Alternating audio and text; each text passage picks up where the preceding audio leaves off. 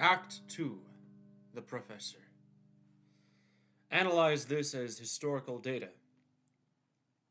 The logic is that of a textbook, and the stakes are the fate of nations, not that of souls. But as we realize the calendar began and very early in our history, we are now introduced to the workings of the Havrak Dynasty. The true foundation of Wolcadia is a political nation.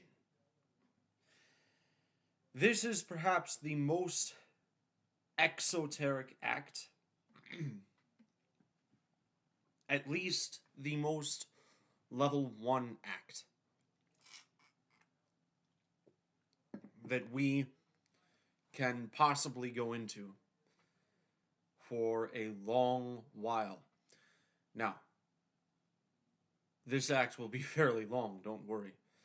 And we'll be dealing with a schism in Thorax faith, Wolcadic kingdoms, Spanish conquistadors, a Wolcadian King Solomon, shenanigans in Ethiopiana, and a republic?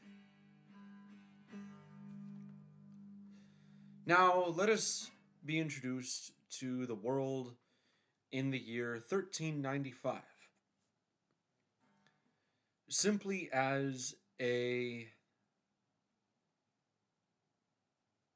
treatise to you guys. The rest of the world is doing shit too. In Europe, the 100 Years' War wages on between France and Britain.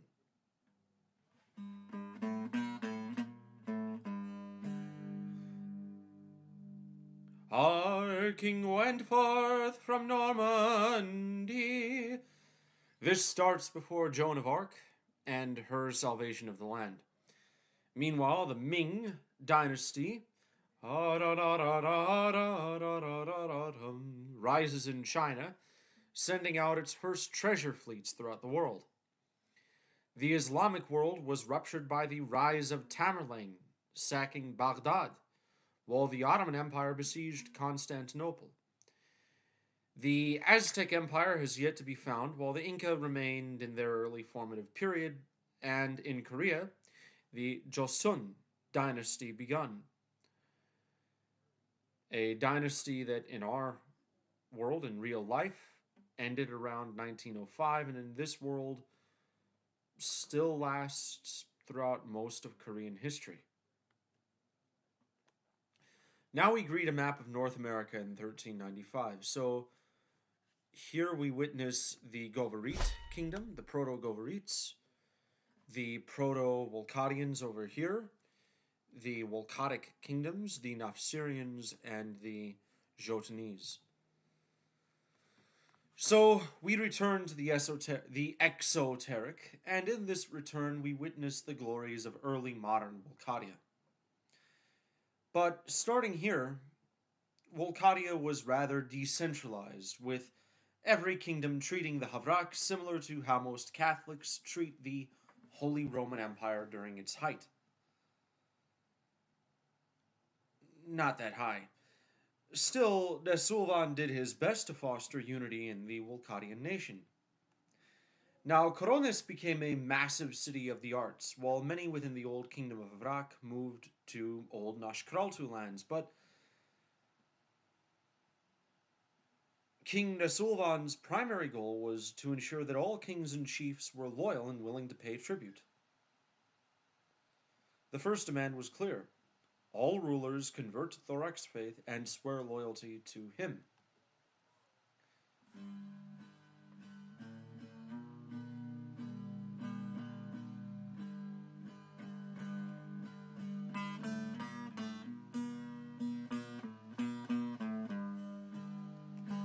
Meanwhile, the religion of Thorax faith entered a spiritual crisis.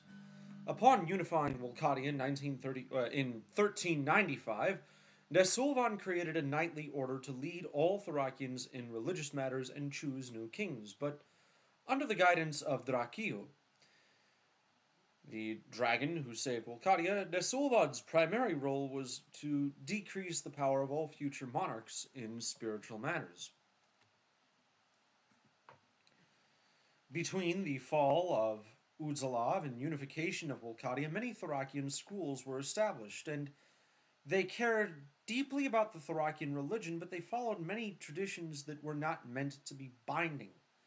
Some were some were complete mystics, some were complete rationalists, and others were complete legalists. And many of these non-binding teachings conflicted with the teachings of Desulvan, and they collectively banded themselves and declared themselves the Old Faith, in contrast to Desulvan's New Faith. And that's fine. The problem is, they tried to rebel against Desulvan, establishing the Stalkoten, or Steel Coalition. In 265 YSJ, or 1399 AD, they rebelled, attempting to re-establish the order of competing kingdoms, and while initially successful, Desulvan's loyalists crushed their cavalry with new pike formations. The death of the cavalry charge facilitated the rise of a national identity for Wolcadia. Now, Old Faith Thracians are considered the Jews of Thorax faith, considering that most of them live outside of Wolcadia, and a lot of the time they treat themselves as if they're in a diaspora. But a closer equivalent would be Protestants, considering their non-ethnic nature as well as their many intra-faith divides. Some see Wolcadia as a perfectly valid Thracian kingdom and even an ally, just with religious disagreements. Others see it as an enemy of Sir John and a blasphemous nation seeking power instead of spirituality. But even then, most Old Faithers have more animosity towards each other than Wolcadia. And, well, by 1410 AD, or 276 YSJ, the new faith was solidified and formally separated from imperial edicts as a religious institution dominated by knightly orders instead of the crown. The spread of Thorax faith to the Wolcadian people and the establishment of a new spiritual philosophy led to this movement being called the New Faith. Now, New Faith is apostolic Christianity, Old Faith is Protestant Christianity as a general agreement. Now, we'll learn about the true faith, the so-called true faith, and the so-called evolved faith at a later time, but just know that they are heretical movements that are not really Thracian. The New Faith is the true Thracian church, the true Thracian temple. The Old Faith is Protestant Christianity. They are valid Thracians, but they are misguided. They are incorrect. Now, as the Renaissance was in full swing throughout Europe, Wolcadia entered a period of territorial expansion. Most of this was in the spread of Thorax faith and the acquisition of tribute. And joining Wolcadia often meant more opportunities from local lords and guarantees of territorial autonomy. Between 295 and 304 YSJ, aka 1429 to 1438 AD, Wolcadia fought a war with the last pagan king of the Govarit, Thokab III, due to his treatment of Thracian missionaries, especially those of Govarit origin. At the end of the year, the Govarit people converted the Thorax faith. At the end of the war, the Govarit people converted the Thorax faith and developed close ties with Wolcadia. And while they did not join Wolcadia yet, many felt loyalty. And they felt as if they were a part of a grander sphere. Now, throughout the 310s and 320s YSJ, 1440s and 1450s AD, Wolcadia fought many wars with Jotunland. Once again, the main goal was to protect Thracian missionaries and provide useful trading outposts for the exploration of southern lands. But The Wolcadian conquest of these kingdoms was more. So the Wolcadian conquest was more of an integration, and Coronis developed a Jotunese district. While Wolcadia's western influence remained clear and dominant, the east remained a different story.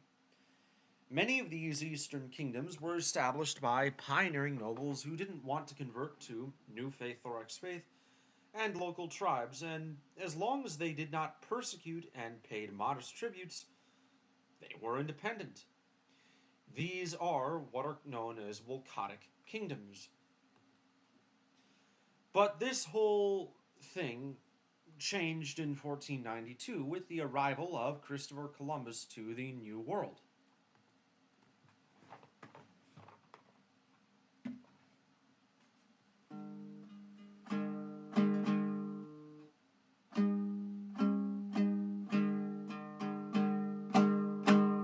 In 1492, Christopher Columbus landed in the New World to secure new trade routes for the Spanish Empire.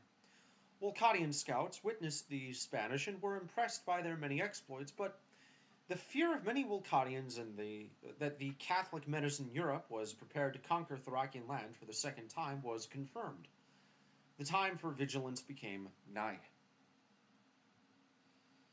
In 1511, the Spaniards developed the first permanent settlement in Cuba, and by 1519 they sent Hernan Cortés to conquer Mexico. In 1521, the Spaniards cemented their rule over the Aztec Empire, and all throughout this time, the Wolcadians attempted diplomacy with the Catholic nation, highlighting shared opposition to paganism and congratulating the end of the Aztecs. But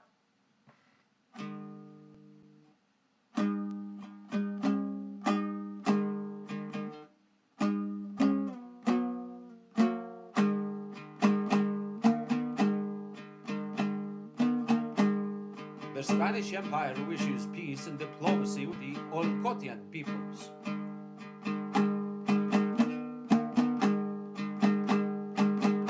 Our Catholic missionaries are looking forward to convert your nation from the Thorac faith to the Catholic faith, so that your people may be educated on the gospel.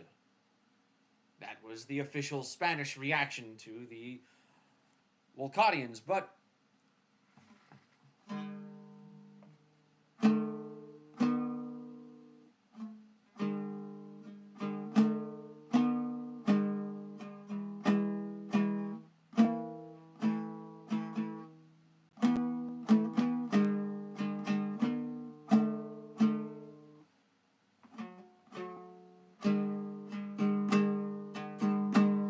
His Majesty of Spain,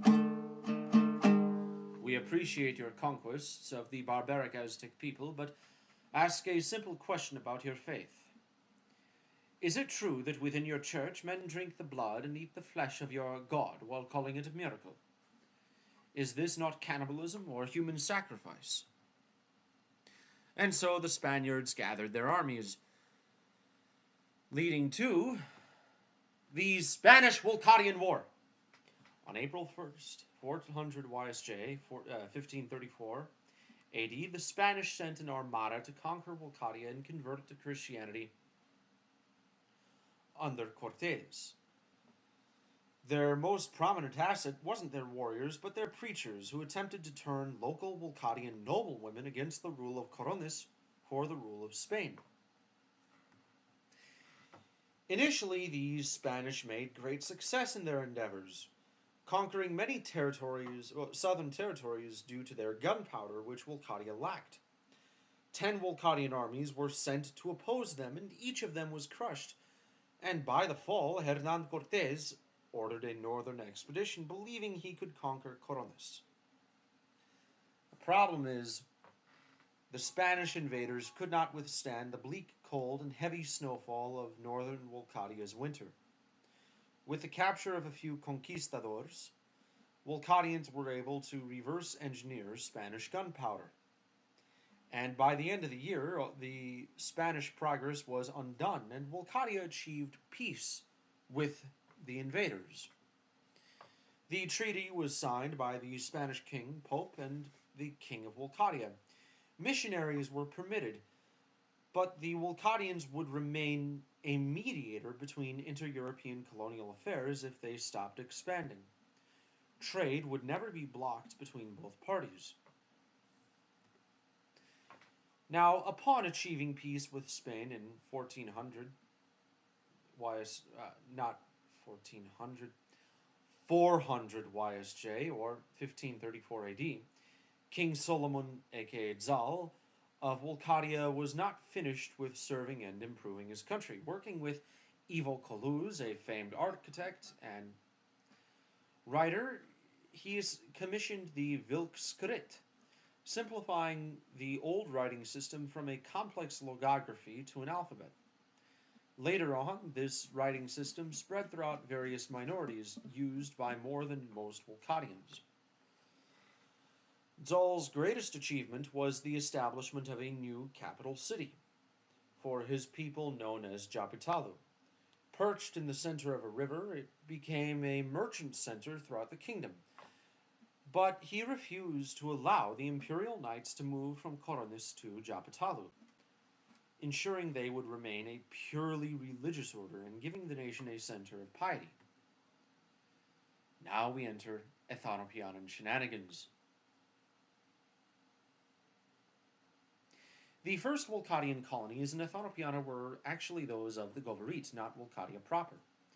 Throughout the 400s YSJ, aka mid to late 1500s and early 1600s, people from the Wolcadian mainland helped in the process of establishing various port cities and fishing outposts. And while not much development occurred in Ethanopiana at that time, Wolcadia still treated the land as an extension of its colonial whims for future colonial activities in what is now the Russian Far East, and even Japan and the Philippines. These ambitions have largely been stopped by the empire. One of such these ambitions have completely stopped. One of Wolcadia's colonies was under the rule of Commander Tulrin, a low-ranking colonial governor. When a native Ethanopianan warlord known as Haria to her people established the Seven Tribes Confederacy to modern scholars and the Harian host to most Wolcadians, let's just say she attempted to raid Wolcadia's colonial outposts, but failed considering her soldiers were armed with only spears and the Wolcadians had guns. The exchange of letters between her and Commander Tulrin became known for their hilarity.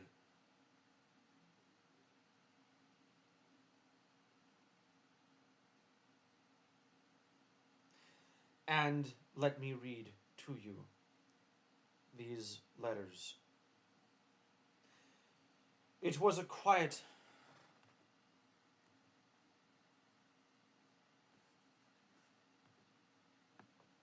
morning in the forest of Tashkov, near modern-day Ostcliff. The colonial militia was on patrol, ready to strike at any threat approaching their home. Conditions were strangely warm in this fort, even if it was the middle of winter elsewhere. Commander Tulrin sat in his post, a modest room perfect for the military officers of the 1600s. Nearby his fort, a humble dignitary arrived, dressed in a tribal uniform of the native people whose territories were on the opposing side of the nearby river.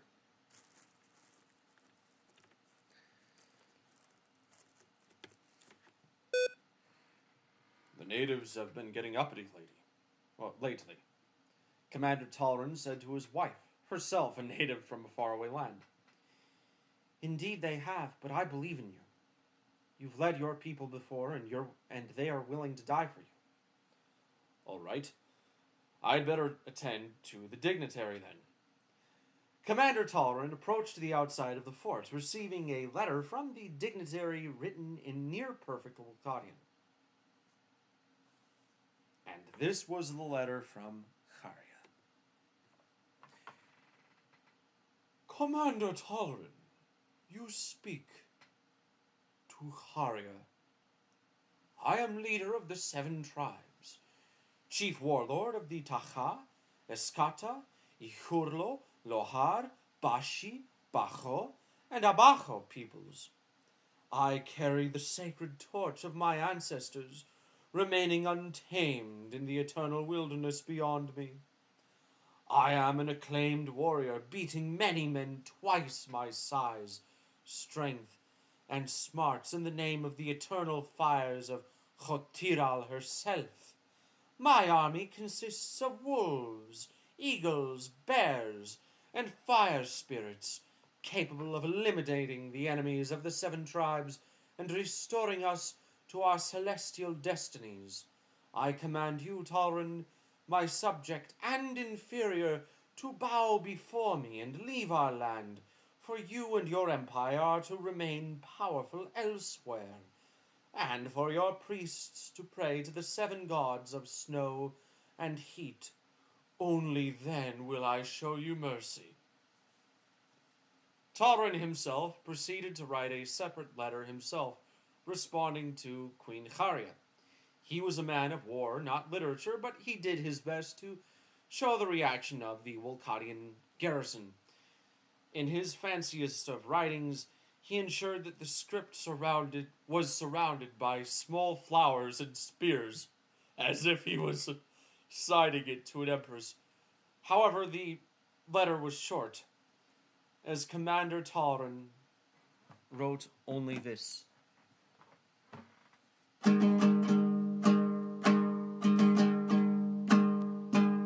No.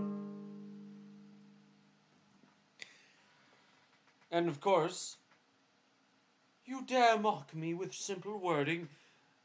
Queen Haria was angered, but she was dealt with and responded to.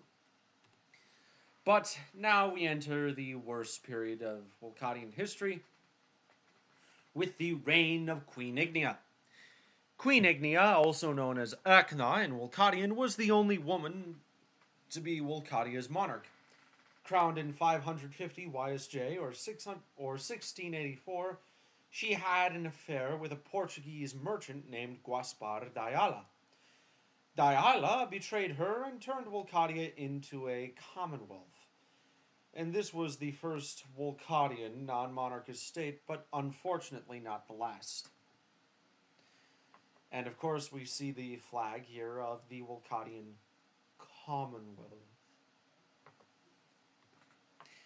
Queen Ignia called out to religious authorities to her aid, never realizing the Republic was her fault. And when the Republic was beaten, she was replaced by a nobleman in charge of Coronis, Havrak I. The Imperial Knights, in choosing new Wolcadian kings, vowed to never make the same mistake of putting a woman directly in charge of the Wolcadian throne. And here we have it, Wolcadia's only queen. Tremendous leader. Now we remember, the Lord is the divine source of creation.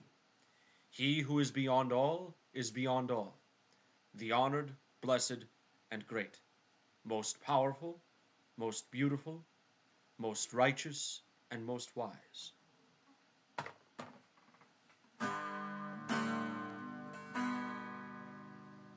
Most loving, for he is love, is love itself.